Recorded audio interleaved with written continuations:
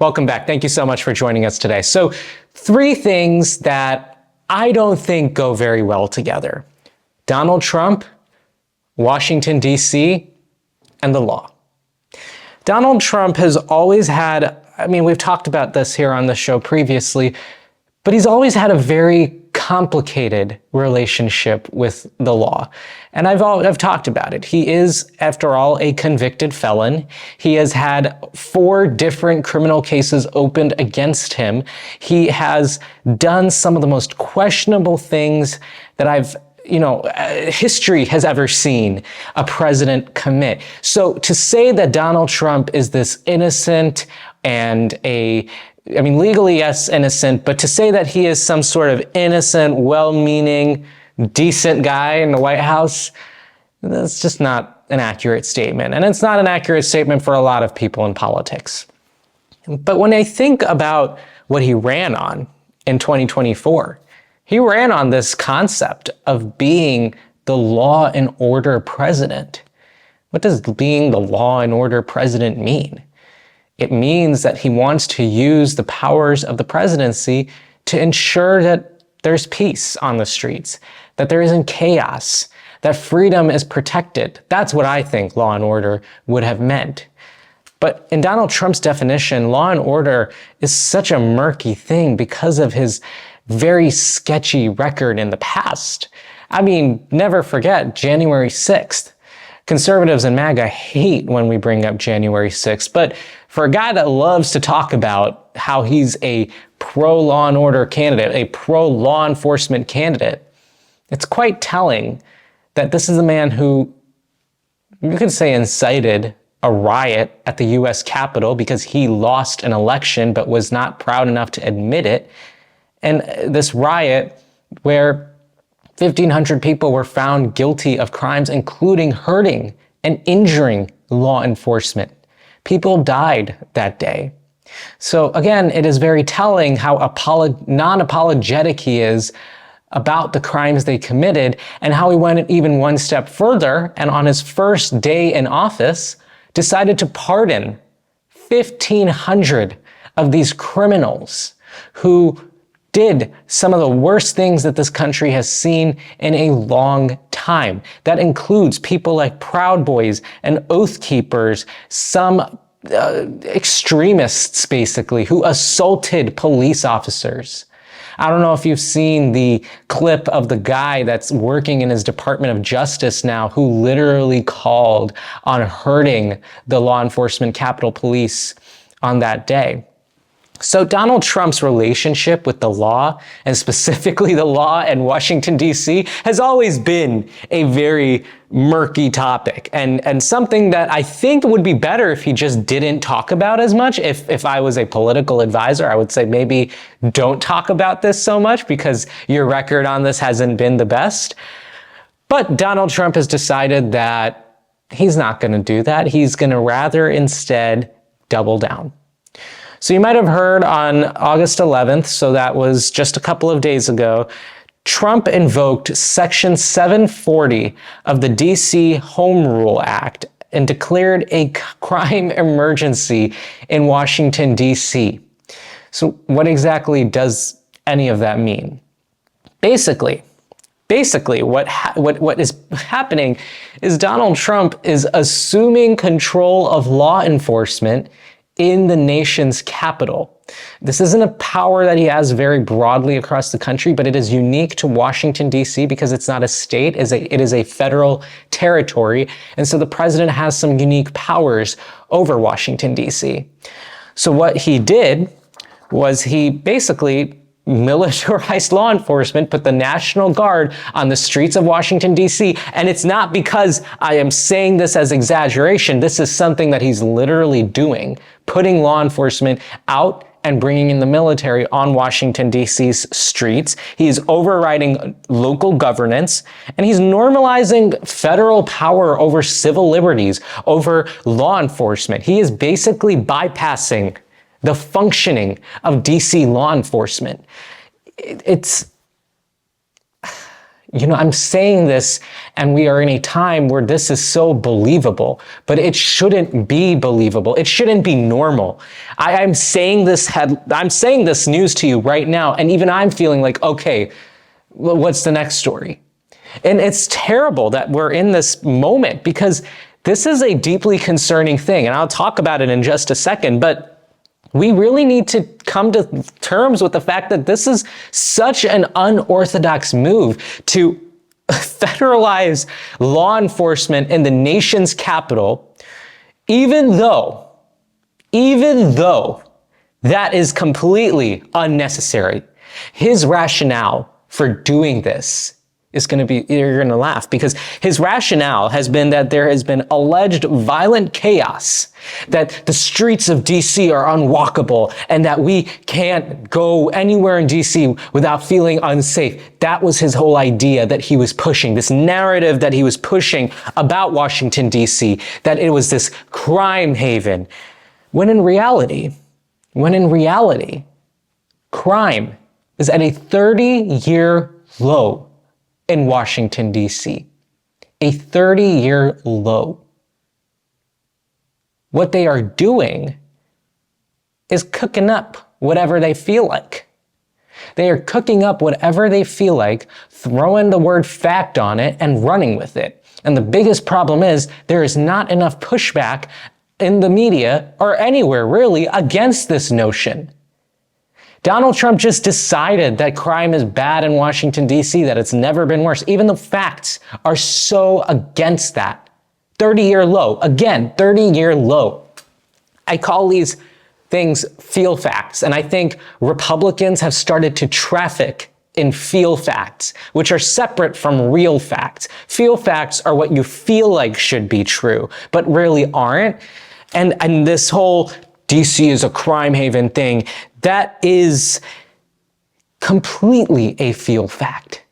I mean, he is federalizing the law enforcement stuff in Washington, D.C. in an effort to consolidate control over the nation's capital. It's an effort that I've been tracking for the past few months in that part of the country, that he has been slowly working towards in a short 6 months in power.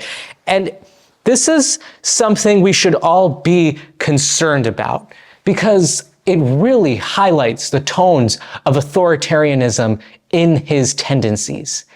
This whole idea of authoritarianism, this whole idea that we are living under a state, under a wannabe dictator, that is not talk of the future. That is not something in the distant time that we will one day maybe see. We are very much living in that moment right now.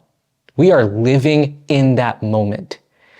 This country has seen such a remarkable shift in what is normal and what is not normal, and the erosion of the truth in our system. And this DC story is one of the biggest examples of this in this entire presidential term. And we should all be alarmed by it. We should not just sit and pretend like this is normal, because it absolutely is not normal, and it should not be okay either. But that is where we are right now. That is the moment we find ourselves in at this time. And you know what? It doesn't seem like it's going to end with DC. They have 30 days to really, the federal policing, the federalization of law enforcement, this is on a 30-day limit right now, and then Congress has to approve it. This is just an immediate executive action that Trump took, so he has the power to do this stuff. He has 30 days. Congress has to approve this, but it doesn't end with DC. I've seen any student of history, really, not just me, any student of history has read this book before.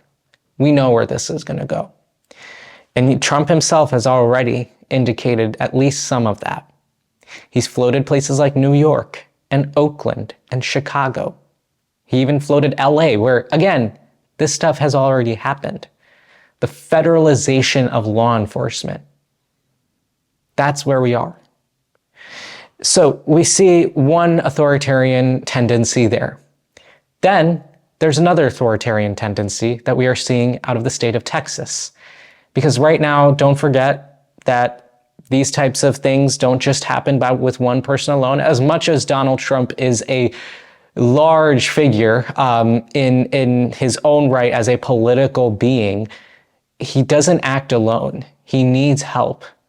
And this second story out of Texas is exactly what that means. So for a quick review, on July 9th, Governor Greg Abbott of Texas called a special session of the Texas legislature to redraw the congressional districts. And the broader story from that is that Donald Trump called up Texas Republicans and said, I want 5 more seats in the House of Representatives because I think we're going to lose next year. So we have to cushion the blow just a little bit. So he said, draw me 5 more seats. Texas said, does July work for you? And we're here now. Governor Greg Abbott called a special session. They redrew districts in such a horrifically cheatful manner because they are cheating. It's called cheating. It's rewriting the rules. It is like you've made it all the way to halftime, and the team that's up a few points decides to rewrite the rules completely for the second half. That is exactly what we are seeing right now. And it is absolutely horrific because they are straight up just gerrymandering. They're straight up just drawing whatever they want. My episode from last Wednesday, I think, I talk a little bit about gerrymandering and what that means. You should totally check that out. But there have been some Democratic countermeasures to push back against this. I mean, don't forget, Texas is a red state, and so Democrats don't have a lot of power in Texas, but they do have some political authority that they are trying to use. And one of those things was that Democrats fled the state of Texas to break quorum. What that means is quorum is basically the number you need of members present to conduct business in a legislature. And if a sufficient number of members aren't present, you don't have quorum. Democrats provide at least some of the numbers for quorum. Republicans don't have it on their own, even though they do dominate that legislature. So Texas Democrats fled the state. They went to places like New York and Massachusetts, and they came here to Illinois to wait out this special session, to stop Republicans and deny them this special session to redraw districts. And you know what the worst part of all of this is that Republicans are doing? You might remember the Texas flooding, the absolutely devastating and heartbreaking flooding that happened in Texas just last month, or maybe I think in June, just over the past few weeks, really, it's been going on, the effects of it. Texas Republicans are using that as a pretext to call this special session, but they are putting their redistricting stuff first. They are using the people who suffered in this flood as political pawns to get their political agenda through. It is disgusting what they are doing. And a lot of people love to say, but Democrats gerrymander. And like I said last week, they do gerrymander. But no party or anybody really that I have seen has done mid-decade redistricting at the behest of the President of the United States to rig a midterm election because you know you're going to lose. I said it last week and I'll say it again. Republicans are admitting that they are a losing party and they have to cheat to now win. But it just goes right into this authoritarian comfort that we have seen from the Republican Party. They are rubber stamping almost everything that Donald Trump does. There is no pushback whatsoever. There is no room for free thought in that party. They are signing on to just about everything that is going on. And that's dangerous. That is dangerous. And in this moment, what we need to do is we need to learn to speak up. We need to learn to use our voices, because clearly this is not two parties anymore. This is one, whatever you want to call it, and a party trying to fight back. But it's not going to be possible at that large level. It's going to start at grassroots. It's going to start at you calling your representative to tell them that what is going on is unacceptable. It is going to start with you posting on social media about how you can speak up, how you can voice your opinion on whatever. It starts by you informing yourself, by listening to news people, creators, or anybody who you feel informs you on the biggest issues of our time. And you have to practice your due diligence to not fall into weird rabbit holes of fake news or of misinformation. That has become a big problem in this country. We have to learn to speak up and say that this is not okay. Because the day we stop doing that is the day that we lose this country. You know, I say that the authoritarianism stuff is not a distant future thing. It is very much the time we're in right now. But the difference between alarm and what we're in right now is that right now we are still able to speak up and speak out. And we have to continue to do that. We have to continue to do that because if we don't, then we'll lose it. And if we lose it, that's when we have even bigger problems. All right, that was just some of what I had been tracking for the past few days. My interview with Dane County Executive Melissa Agard is next. It was a great conversation. We got to talk about a lot of issues affecting county level governance. And I think it's important that we learn about the different levels of government and exactly how in this moment, all levels of government are getting affected in so many different ways, specifically from that flagship big ugly bill. So County Executive Agard and I had a really good conversation about all of that stuff. We also talked a little bit about Wisconsin politics and national politics. It was a great conversation. I highly recommend you go tune in. My interview with Melissa Agard is right now. So as a lot of you know, I put a great emphasis on local politics and local elected officials because a lot of people don't recognize, but your local government has a much bigger impact on your everyday life than any other level, I think. And that's my view, but I think that's also just the truth, to be honest.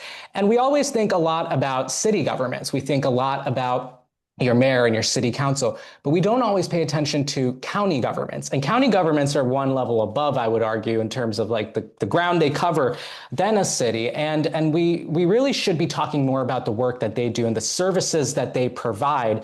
And we should also be talking about how in bigger counties under this administration, there's a lot of talk about what they may be facing and what may be down the road for them. And so I'm very excited today to be joined by our guest for today's episode, who is the county executive of the second largest county in the state of Wisconsin and has been doing a lot of the good work for many years throughout many different roles, but today also as Dane County Executive. So here to talk about her work at Dane County, her previous career and the headlines and a lot more, I am joined by Dane County Executive Melissa Agard. County Executive Agard, thank you so much for joining us here on the Ishan S. Show today. Thank you, Ishan, for inviting me. I look forward to our conversation, and I couldn't agree more. Having served in the state government in both the House and in the Senate, serving on the County Board of Supervisors, and now as the County Executive, I do think that local government is really where it's at. It's where the rubber meets the road and where you can impact people's lives almost instantaneously. So I appreciate the fact that you acknowledge that as well.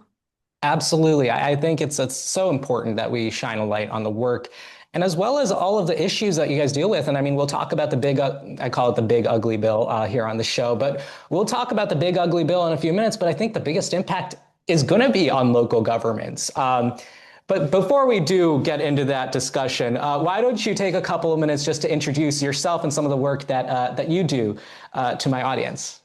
Absolutely. So I was born and raised here in Dane County. Dane County is the second most populated county in the state of Wisconsin, but it is the fastest growing county.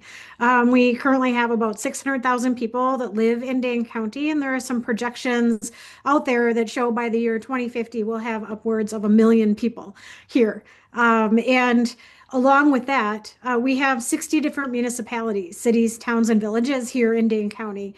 Oftentimes people think of Dane County as just the city of Madison, and certainly that is an important urban center for our community. But knowing that we have these towns and villages, century farms, and a huge investment and economy around agricultural right here in Dane County as well makes us pretty special. along with being the heart of our state government, and having our flagship university here in Dane County. There are a lot of reasons why people choose to be in Dane County, to live, work, and play and raise a family here. But all of that is to say that, there are many of us who have never left Dane County, because it is such a special place. So I was born here. My parents were both students at the university, and I have chosen to raise my family here. I'm a single mom. I've got four amazing sons, and they really are my purpose. Why it is that I show up every day is for my kids and other people's kids and for our shared future.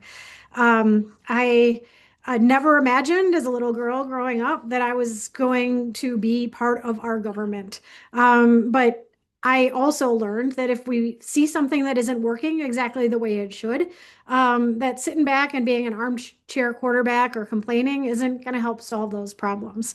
I am a firm believer that democracy is a verb. It's not a spectator sport. It's something that we all need to roll up our sleeves and be part of.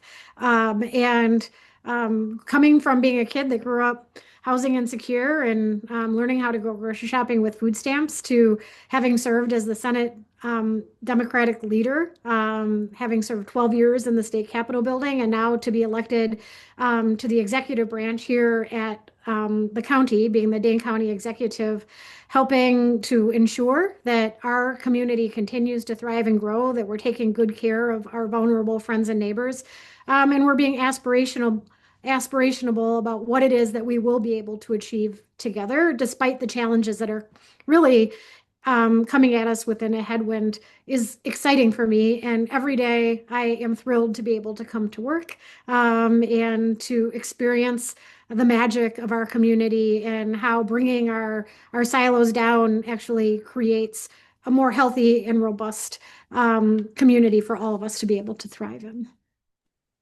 Well, thank you so much for that. We love to hear all of the great work that does happen at county government, and as well as the work that you've done throughout your career. It's a very long and very good career filled with so much great work for the people of Wisconsin and for Dane County. So when we look at your role of Dane County Executive, walk us through what a normal day on the job looks like. I'm sure no day is similar to another, but what would a normal day on this job look like? What are you dealing with? Who are the types of folks you're meeting? What's the type of work that you have to put in? Yeah, so the real answer to your question is that there is no day that's a typical day. And I will highlight that within 3 weeks of me taking office to be the county executive, we had a really tragic school shooting here in our community. You can't prepare for that. And that oftentimes you wake up, you look at your calendar, you kind of prepare yourself psychologically for what it is that you're going to be experiencing. And by 8 o'clock in the morning, everything is different. And that can be challenging. But it is also what makes this job, I think, extraordinary. And what draws me to it is the fact that it is unpredictable. We have over 24 departments here within the county that oversee everything from the airport to the zoo, our lakes, our human services.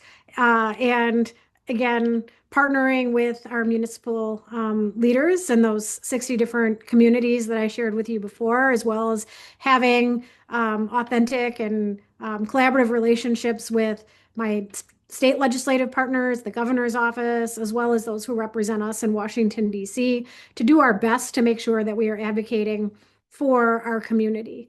County government, I think, is a pretty quiet government, as you pointed out in your introduction. A lot of people don't even realize what county government does, because it's working pretty well on the day-to-day. And it's when something happens that you realize, oh my goodness, what would we do without the county being there? And a big thing about county government that many people don't realize is that a lot of what it is that we do is mandated by the state. We are an arm of the state government. So being able to deliver services to vulnerable people in our community through the Human Services Department is primarily mandated through the state. Or what types of environmental protections can we do? And what we've seen over the last, I'd say, decade and a half or so, is a preemption of that local control. Our state government kind of standing up and getting in our way from allowing our local governments, whether it's cities, towns, villages, or counties, from being able to move forward in the best interest of our constituency. Those people who are my bosses, the people who work, live, and play here, right here in Dane County. So that diversity of work is exciting, but it also adds a level of complexity when something does go wrong, being able to be nimble, believing in your team, and ensuring that your community believes that you have their back. And that is what I've been hearing. Like I've been talking to folks in local government from across the country even, and it is one of the biggest issues that even our country is facing, the issue of housing and then the environment. And I think it's nice to see the different ideas that people have been putting at work. And I guess another thing that has been affecting the entire country, and we've been talking about this here on the Ishan S Show, has been the big ugly bill that was just passed in Washington. There's a lot of effects that it has. I've had on state leaders as well as folks in DC or who want to be in DC. But I really want to get your read on at a local level, like with your municipal partners or with your county budget, or even the services that you are providing. When we think about the big ugly bill and all of the harms that it is going to inflict on so many everyday people, how do you read into this? And do you worry about services that the county will be able to provide or might have to cut going into the future?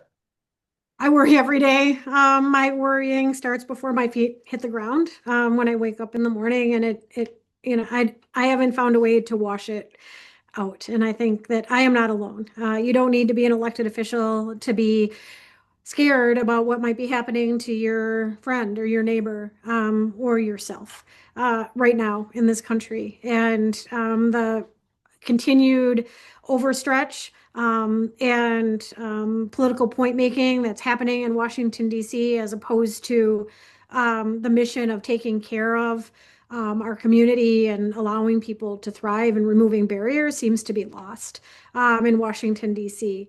And, many of the actions that have taken place in DC are directly affecting my community, whether it is our friends and neighbors that are undocumented, that are here, that are vitally important to our economy, working on our dairy farms, or in our service industries, or taking care of our children.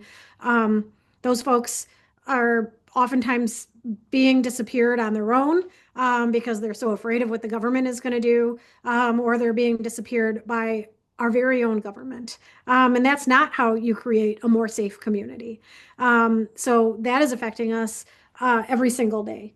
And I think that it's also important to realize that many of the steps that have been invested in, many of the initiatives that have been invested in over the years, whether it's green infrastructure, that's going away.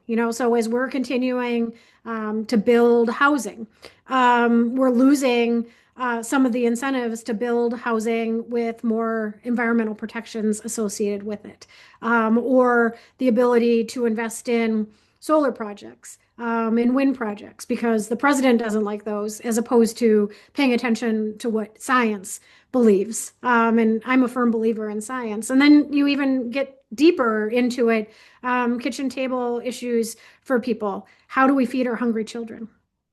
I was someone who benefited from food stamps, from food shares when I was little. They looked a little bit more like Monopoly money than a credit card. But that's how I learned to shop as a little girl. And it put food in my belly and allowed me to go to school and learn, and probably played a big role in me believing that I could become a county executive if I worked hard. And I want all of our kids to know that their dreams matter. And when we're standing in the way of people having food in their bellies, or having access to health care, Medicaid, housing, all of that is affecting people. And then we see the overstretch of just this week, and I'm not sure when this airs, but here we are this week. The reality is that the president has taken over Washington, D.C., claiming that crime is rampant there, when actually crime is lower than it has been in decades and generations. I believe everyone deserves to be safe. I think that different people define safety in different ways. But if you were to go to Washington, D.C. and talk to someone who is on the street, I bet you they would say, if I could have a job and a house, I would be really happy. But what this president is doing is making me move somewhere, and I don't even know where I'm moving. I have no connections there, and I'm going to be even farther away from a job and a house. That's not how you build for our future. That's not how you invest in people who will be able to make decisions for you and I when we're not able to make those decisions for ourselves anymore.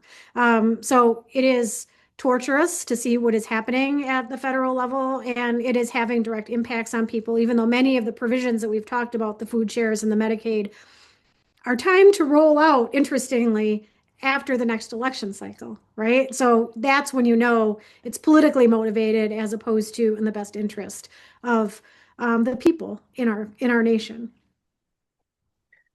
I'm not a native Wisconsinite. I'm from Illinois, but I'll tell you, when I came to Wisconsin, like the one thing I always used to hear was Act 10 and Scott Walker and how the entire state just hated that. And I see it reverberate everywhere in like so many everyday decisions. So, I mean, hopefully we can start reversing some of it at least. And then we got some really big news out of the governor's office. Governor Evers announced that he would not be running for a third term, which again, I mean, I noted in a previous episode, I was kind of surprised to hear, but I'm guessing it's because he feels confident in his party's chances next November. But I just wanted to get your reaction to his announcement that he's retiring, and anything else that you've been hearing or tracking in Wisconsin at all in regards to that announcement. Yeah, so Governor Evers has been an amazing partner to me. He was a wonderful friend and mentor when I was the Democratic leader in the state Senate, and my time in the legislature was refreshing. I served under Governor Walker as well. So being part of that transition and seeing the potential for our state and the impact of having a chief executive in that chair that understands that believing in our kids and our future is vitally important to go forward. I am proud of the work that he has done and that I was able to do at his side. And I hope that he and Kathy have some amazing, exciting plans for their future, things to do and see, and their family to be able to love on a little bit more in private. You know, everyone needs that downtime. With his announcement, though, it sounds like we're going to have at least 5 statewide seats that are up for election. We'll have the governor, lieutenant governor, secretary of state, our treasurer, and potentially our attorney general. That means there is going to be a lot of attention on state politics over the next year and a half here in Wisconsin on both sides. You know, I'm sure that the Republican Party is looking at who their candidates are and what that bench looks like and how they talk about things. I know that conversation is happening within the Democratic Party here in the state of Wisconsin as well. And I look forward to robust and healthy, exciting conversations about what our community, what our state can look like under new leadership, what the visioning of our future will be, and being able to support the candidates that make it through the primaries across the finish line to the general election. I am a proud Democrat. I'm going to not apologize about that. I am progressive, and I believe in labor, in choice, and the environment, and science, and the power of our public schools. And I believe that that will prevail here in Wisconsin. I've had the opportunity to travel across this whole state, and there is an awful lot that unites us more than actually what divides us. And again, as long as people stay curious and believe in the power of one another and themselves, I think that our state's going to be in really amazing shape because Governor Evers has done his job for 6 years, and he will continue doing that for the next 2. So last week, like I said, we had Senator Kelda Roys on the show, and she shared some exciting news, which is that she is very likely to run for governor. And we've heard a lot of other folks also exploring possibilities of running for that office. I mean, do you have any plans of anything right now, or are you going to stay in Dane County for the time being? So I worked awful hard for 544 days. Not that I counted during the campaign, but certainly after I went and I did the math. I love what it is that I am doing right now. I think it is real, authentic, and important work. And I look forward to continuing to lead this really vibrant and growing community into the next generation. All righty. Well, County Executive Agard, we are almost out of time for our interview. But before I do let you go, are there any parting thoughts that you would like to share with my audience? I love the fact that you're doing this show, Isha, and I think it is a public good. And I really do encourage people to think about and not lose sight of their own power. Because right now, there's an awful loud message out there that we are, as individuals, are neutralized and that power is being taken away from us. But it's only if you allow that to happen. So to continue to believe in yourself and your community, and continue to ask questions and be curious and raise your hand and think about what it is that you can do, whether it is where you're spending your money, where you're volunteering your time, how it is that you're taking care of yourself and the people who you love. Are you going to stand up and say, yes, in my backyard, or are you going to stand up and say, no, not in my backyard, right? Like all of these decisions impact what type of community and future that we are building for. And as long as we believe in ourselves and the fact that democracy is really something that we do, it's not something that happens without us, I believe we're going to be in great shape. And you're a big part of that. So thank you. I really appreciate that. And thank you for all the work that you do and all the work that you've done over the years. I mean, it's been a great honor getting to know you over these past few months and the work that you've done. I follow on LinkedIn and I get to see all of the updates and everything. So we would love to have you back on the show sometime in the near future. I'm sure that if we even had you on tomorrow again, I'm sure we would have a billion things to talk about. But sometime in the future, I would love to have you back on. I look forward to it. All righty. Alrighty, that was my interview with Dane County Executive Melissa Agard. Thank you so much to her and her team for making this interview happen. If you liked my commentary, then please go ahead and subscribe to my Substack. It's a great way to stay in touch with the show. I like to post breaking news posts as well as full versions of interviews there. The full version of my interview with Melissa Agard will be on Substack, so I highly recommend that you tune in over there and subscribe. And if you liked my commentary, then you should totally follow the show on Instagram at The Ishan S Show, and you should follow me on social media at Real Ishan Shrivastava on Instagram and TikTok, and ishanshrivastava.bluesky.social on Blue Sky. Alrighty, look, we are in this moment where we need to continue to speak up. Let's keep doing that. I have a very exciting interview with a Texas Democrat this Saturday, so I highly encourage you to tune into that. But until then, I'll see you in the next one.